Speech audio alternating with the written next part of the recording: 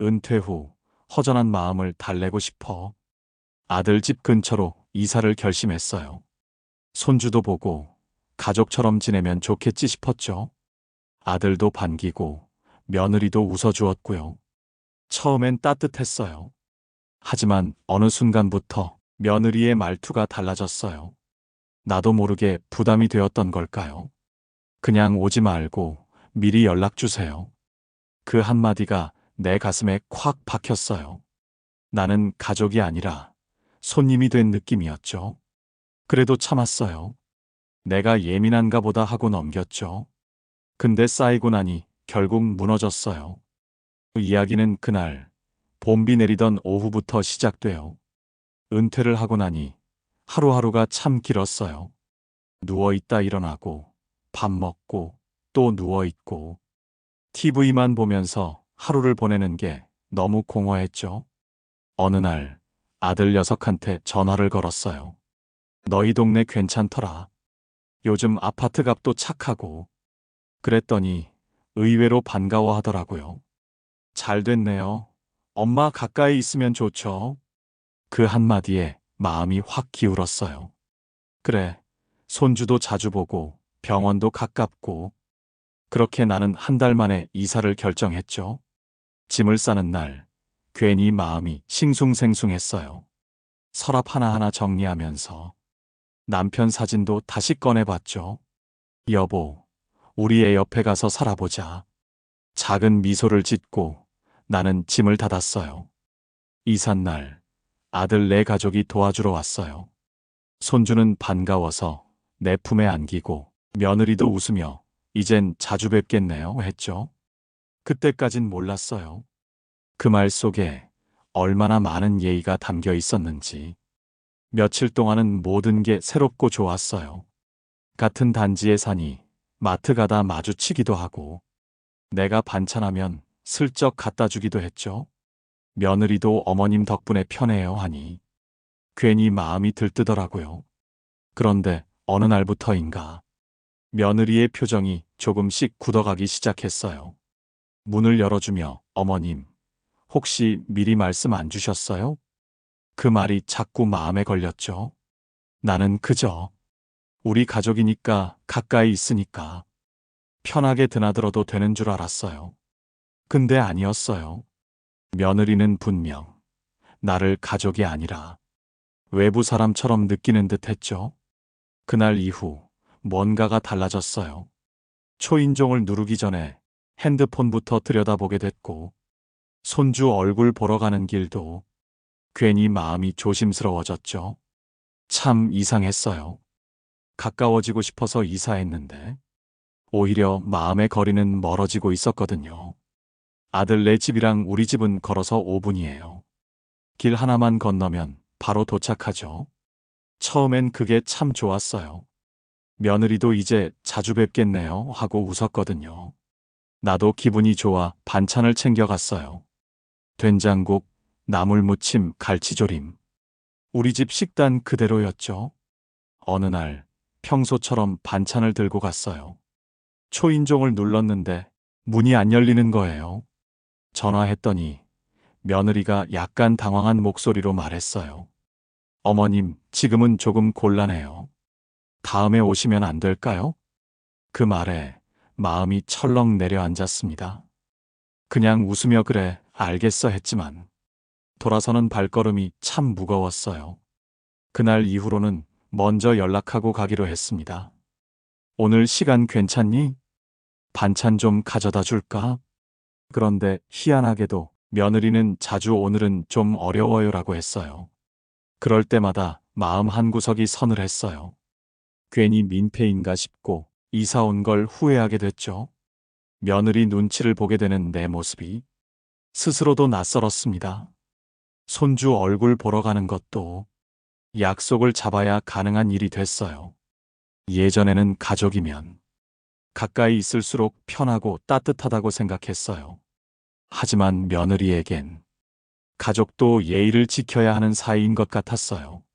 하루는 아들한테 슬쩍 말해봤습니다. 엄마가 너무 자주 가는 게 부담되니? 아들은 어색하게 웃으며 말했어요. 아니, 뭐 요즘 와이프가 좀 예민하긴 해요. 엄마가 좀 이해해 주시면 좋을 것 같아요. 이해라는 말이 왜 그렇게 낯설게 들렸는지 모르겠어요. 나는 늘 이해해야만 하는 쪽인가 싶었습니다. 그날 밤 거실에 홀로 앉아 조용히 창밖을 봤어요.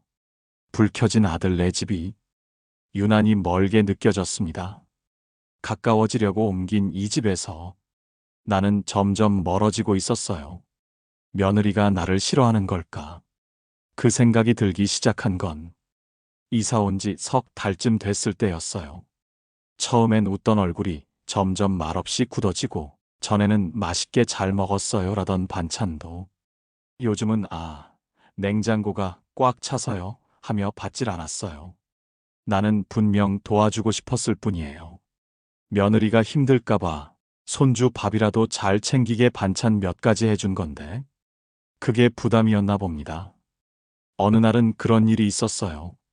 손주가 열이 났다고 해서 약이라도 챙겨주려 잠깐 들렀는데 며느리가 현관에서 말하더군요. 어머님 감사한데요. 그냥 저희가 알아서 할게요. 그 말 듣고 가슴이 턱 막혔어요. 그냥이란 말, 그렇게 날카로운 줄 처음 알았어요. 집으로 돌아오는 길, 눈물이 핑 돌았어요. 딱히 서운하다고 하기도 뭐하고, 억울하다고 하기도 애매했죠. 나는 며느리에게 뭘 그렇게 잘못했을까요? 이사 와서 애 봐달라는 소리도 안 했고, 집에 오라고 조른 적도 없어요. 그냥 조금 자주 들렀을 뿐이었어요. 며느리 입장에서 생각해 보려고 했습니다. 요즘 세대는 프라이버시를 중요하게 여긴다고 하니까요. 사생활, 거리, 예의. 그런 걸 나도 안다고 생각했는데 막상 내 일이 되니 쉽지 않았습니다. 그렇게 서운한 날이 계속되다가 결정적인 일이 하나 벌어졌어요. 그날은 주말이었어요. 반찬도 해두고 손주 얼굴도 보고 싶어서 미리 전화도 하고 갔어요. 근데 현관 앞에서 문이 안 열리더라고요. 전화했더니 며느리가 바뀌라고 했어요. 그런데 그 순간 집안에서 손주의 웃음소리가 들렸습니다. TV 소리, 장난감 소리도 들리고요. 거짓말이었어요. 며느리는 나를 집에 들이고 싶지 않았던 거죠. 그날 이후로 나는 아들 집 앞을 서성이지 않았습니다. 연락도 줄였고 반찬도 더 이상 하지 않았어요. 그 대신 혼자 밥 먹는 연습을 했어요. 조용한 집안에서 TV도 끄고 밥을 씹었어요. 생각이 많아져서 밥맛도 없어졌지만 그래도 참았어요. 가까이 있으면서 서로 멀어지는 기분, 그게 이렇게 아플 줄 몰랐습니다. 며느리가 나를 피한다는 걸 더 이상 부정할 수 없었어요. 말은 안 하지만 표정과 행동에서 느껴졌습니다. 한동안은 일부러 모른 척 했어요. 모른 척 웃고, 모른 척 연락 끊고, 모른 척 괜찮은 척 했어요. 그게 어른스러운 거라고 생각했죠. 그래야 가족 관계가 망가지지 않는다고. 하지만 그게 쌓이니까 내가 점점 무너졌어요. 손주 생일이 다가왔어요. 작년까진 함께 케이크도 사고 사진도 찍었는데 이번엔 초대가 없었습니다. 혹시나 해서 전화를 걸었더니 며느리가 말했어요. 이번엔 조용히 지내려고 해요. 친정 식구들도 안 부르기로 했어요. 그 말 믿지 않았어요. 친정은 불렀을 거라고 생각했죠. 내가 그 정도로 제외된 건가 싶었어요. 그날 밤 아들한테 문자를 보냈습니다. 내 생일도, 내 아이 생일도 이젠 내가 끼일 자리가 아닌 것 같구나. 아들이 바로 전화했어요. 엄마, 그런 거 아니에요. 요즘 와이프가 스트레스 많아서 그냥 조금만 기다려주세요. 기다리는 건 어렵지 않았어요. 근데 내가 자꾸 작아지는 게 힘들었어요. 예전엔 내가 누구보다 당당했거든요. 아이들 키워내고 혼자 남편 보내고도 꿋꿋하게 버텼는데 며느리 앞에서는 자꾸 주눅이 들었어요. 어느 날은 이런 생각도 들었어요. 나 왜 이렇게까지 살아야 하지?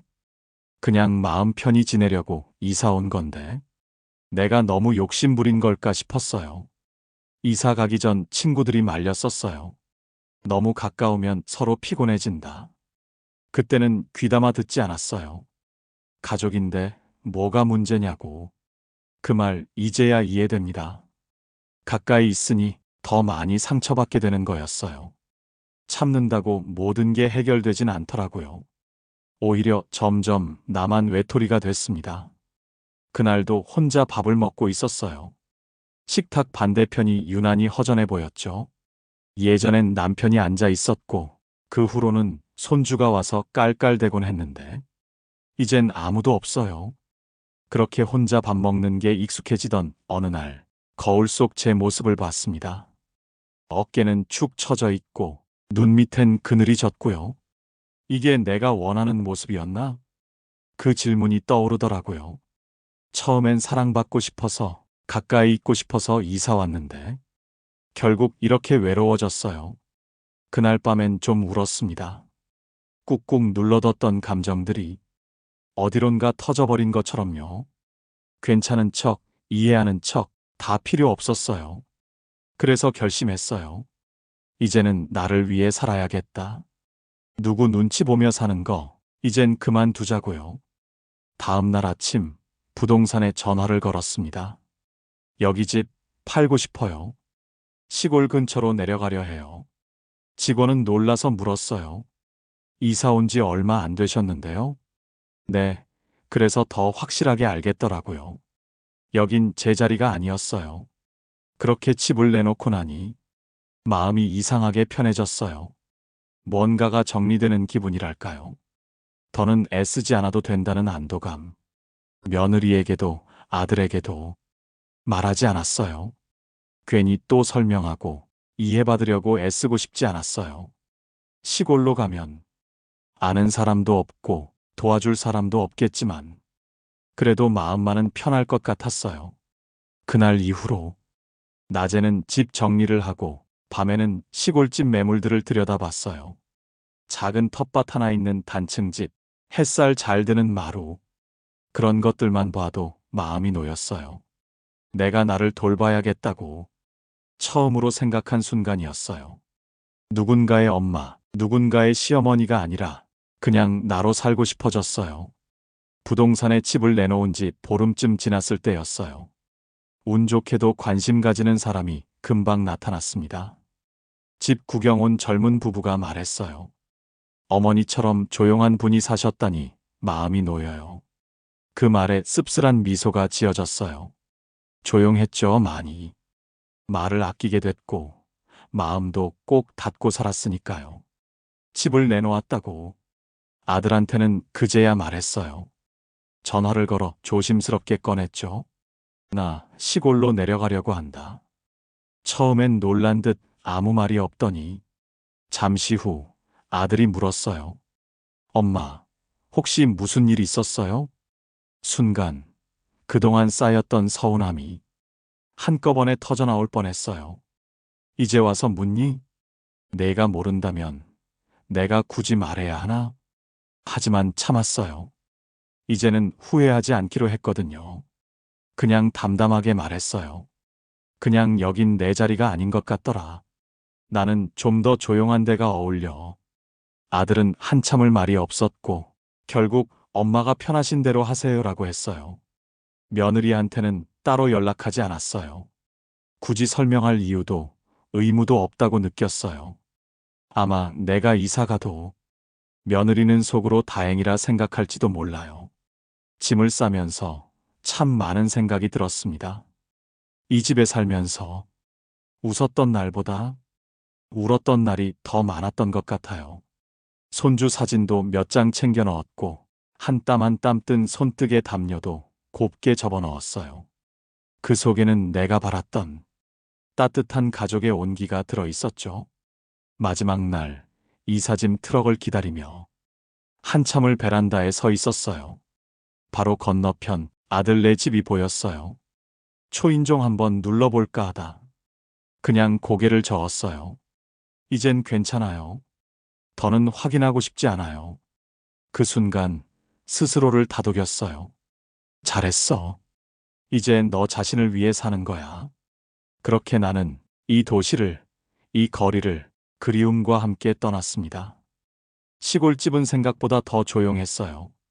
바람소리, 새소리, 그리고 내가 내는 발소리뿐이었죠. 처음 이틀은 어색했습니다. TV를 켜도 볼 게 없고 창밖을 봐도 지나가는 사람도 없었어요. 그래도 이상하게 마음은 편했어요. 그 조용함이 이제는 위로처럼 느껴졌거든요. 동네 분들도 참 따뜻했어요. 옆집 할머니가 고구마를 한 봉지 건네며 말했어요. 혼자 오셨어요? 여긴 외롭지 않아요. 우리 다 같이 삽니다. 그 말이 괜히 울컥했어요. 도시에선 그렇게 많은 사람들 속에서도 늘 외로웠는데, 여긴 아무도 강요하지 않는데, 자연스레 다가오는 정이 있었어요. 텃밭도 조금씩 손을 봤습니다. 삽질 몇 번에 손바닥이 아파왔지만, 기분은 이상하게 뿌듯했어요. 이게 내 땅이다 하는 생각에, 비로소 내가 내 삶을 다시 쥔 것 같았어요. 혼자 사는 게 외롭지 않냐고요? 그렇진 않았어요. 외롭다는 건 누군가 곁에 있는데도 마음이 닿지 않을 때 더 크게 느껴지잖아요. 여긴 비록 혼자지만 마음이 통하지 않아 눈치 보던 날들보다는 훨씬 낫더라고요. 어느 날은 마을 회관에서 된장 담그는 모임이 있대서 따라갔어요. 어르신들이 나를 반겨주셨어요. 서울서 오셨다며? 이젠 여기서 같이 늙읍시다. 그 말에 또 웃음이 나왔어요. 나도 모르게 이 사람들과 같은 나이, 같은 삶을 공감하게 되더라고요. 이젠 집에 혼자 앉아 있어도 기다리는 마음이 없어요. 누가 연락해 주길 바라지도 않고 누가 나를 찾지 않아도 괜찮아요. 내가 나를 찾아서 이곳에 온 거니까요. 이 평화는 누가 주는 게 아니라 내가 선택해서 만든 거예요. 시골에 내려온 지 석 달째 되던 날, 마당 한켠에 핀 들꽃을 보며 처음으로 웃었어요. 아무도 없는데도 혼잣말로 참 예쁘네 하고요. 그 작은 웃음이 그리 대단한 일도 아닌데 나한테는 눈물 날 만큼 소중했어요. 도시에서 살 땐 하루 종일 한 번도 웃지 않은 날이 너무 많았거든요. 이곳에서는 웃을 일이 작지만 자주 생겨요. 비가 와도 장독대 뚜껑 덮으러 나가는 그 부지런함이 나를 살게 하거든요. 마을 회관 가는 길엔 시냇물 소리가 반겨주고 텃밭에선 상추가 하루가 다르게 자라고 있었어요. 매일매일 자라는 생명들 속에서 나도 함께 살아가고 있다는 걸 느꼈습니다. 어느 날은 멀리 있던 친구가 놀러 왔어요. 같이 된장찌개 끓여 먹고 밤에는 모기 쫓으며 마당에 앉아 수박을 먹었죠. 그 친구가 말했어요. 야, 너 진짜 살아있는 사람 같다. 그 말이 그렇게 고맙더라고요. 이젠 정말 살아있는 느낌이 나요. 그 후로는 혼자 사는 게 더 이상 두렵지 않았어요. 오히려 도시의 복잡함이 그리워지지 않더라고요. 며느리 눈치 안 봐도 되고 누구한테도 잘 보일 필요가 없으니 내 마음이 한결 가벼웠어요. 사람들이 그러더라고요. 노년의 외로움이 무섭다고. 맞는 말이지만 그 외로움이 꼭 누군가 옆에 있다고 해결되는 건 아니더라고요. 진짜 위로는 내 마음이 있는 곳에서 피어난다고 믿어요. 이곳에서 나는 비로소 내 마음을 들여다보게 됐고 그 마음과 친구가 됐어요. 조용한 시골, 내가 나로 살아가는 계절이 천천히 익어가고 있었습니다. 시골살이에 익숙해질수록 도시에서의 기억도 조금씩 흐려지는 줄 알았어요. 근데 그게 또 아니더라고요. 어느 날 마을장에 다녀오는 길이었어요. 근처 초등학교에서 아이들 웃음소리가 들렸죠. 그 소리에 불쑥 손주 얼굴이 떠올랐어요. 볼살이 통통하고 나한테 달려와 안기던 그 애. 갑자기 그리움이 훅 밀려왔어요. 그날은 저도 모르게 혼잣말처럼 중얼거렸죠. 잘 지내고 있겠지. 할미가 너무 보고 싶다. 집에 돌아와 오래된 폴더폰을 꺼냈어요. 거기엔 손주 어릴 적 영상이 몇 개 남아 있었거든요. 작은 화면 속에서 아들이 찍어준 손주 모습이 웃고 있었어요. 그 웃음에 나도 모르게 눈물이 났어요. 참 이상하죠? 이렇게 편하게 살고 있는데 가끔은 그 편안함 사이로 그리움이 스며들어요. 그렇다고 다시 돌아가고 싶진 않아요. 그땐 너무 많이 상처받았거든요. 하지만 기억을 지우고 싶지도 않아요. 그 시간도 내 인생의 한 조각이니까요. 그리운 마음은 그저 잠깐 다녀가는 손님처럼 맞이해 주기로 했어요. 울컥한 날은 조용히 앨범을 꺼내보고 따뜻한 차 한 잔 마시며 털어내요. 며느리를 미워하지 않기로 했습니다. 그 사람도 자기 삶을 지키느라 애썼던 걸 테니까요. 아들과 연락은 가끔 합니다. 너무 가까이도 너무 멀지도 않게. 명절에 안부 문자 한 줄, 가끔 오는 손주의 사진 한 장. 그걸로도 충분해요. 이제는 바라지 않아요. 내가 나를 사랑해주는 것만으로도 충분히 따뜻하니까요. 사람 사이의 거리는 가깝다고 좋은 것도 아니고 멀다고 나쁜 것도 아니더라고요. 딱 마음이 덜 아픈 만큼 그게 제일 좋은 거리예요. 봄이 왔습니다. 텃밭엔 상추랑 열무가 올라오고 매실꽃이 가지 끝에 조심스레 피어났어요. 이젠 계절이 바뀌는 걸 몸으로 느끼게 됐어요. 도시에선 미세먼지 뉴스로만 봤던 봄이 여긴 눈앞에 살아 숨 쉬더라고요. 이렇게 사는 게 처음엔 외로움의 선택 같았지만 이제는 자유의 이름이 되었어요. 아침에 눈을 뜨면 내가 좋아하는 음악을 틀고 찬찬히 차를 끓이고 텃밭에 나가 흙냄새를 맡아요. 누구 눈치도 누구 기분도 더 이상 내 삶의 중심이 아닙니다. 이제는 나를 기준으로 하루를 살아가요. 며느리와의 일, 아들과의 거리, 손주에 대한 그리움. 모두 시간이 흐르면서 조용히 마음 안에 가라앉았어요. 어느 날은 시장에서 우연히 만난 할머니가 그러시더라고요. 혼자 살아도 웃을 일이 많으면 그게 복이지. 맞아요. 이젠 웃을 수 있어요. 혼자지만 고요하지만 내가 내 삶을 사랑하게 되었어요. 아들에게 편지를 하나 써서 보냈습니다. 긴 말은 하지 않았어요. 그냥 이렇게 적었어요. 엄마는 이제 괜찮아. 내가 걱정하지 않아도 잘 지내. 손주에게 엄마가 많이 사랑한다고 전해줘. 그 한 장의 편지에 내 지난 시간들을 담았어요. 상처도 미련도 그리고 회복도요. 살다 보니 알겠더라고요. 누구 때문에 아픈 게 아니라 내가 나를 잃어서 아픈 거였단 걸요. 이제는 나를 잃지 않아요. 그게 이 나이에 배운 가장 큰 지혜입니다. 사람은 결국 자신이 머물고 싶은 곳을 선택해야 해요. 그게 도시든 시골이든 혹은 어떤 관계든 간에요. 누구를 위하려고 시작했지만 나를 잃게 된다면 그건 삶이 아니니까요. 늦은 나이에라도 진짜 나로 살아갈 수 있다면 그건 충분히 잘 산 인생입니다. 지금이라도 늦지 않았어요. 당신이 당신을 사랑해주는 순간 진짜 인생이 시작됩니다.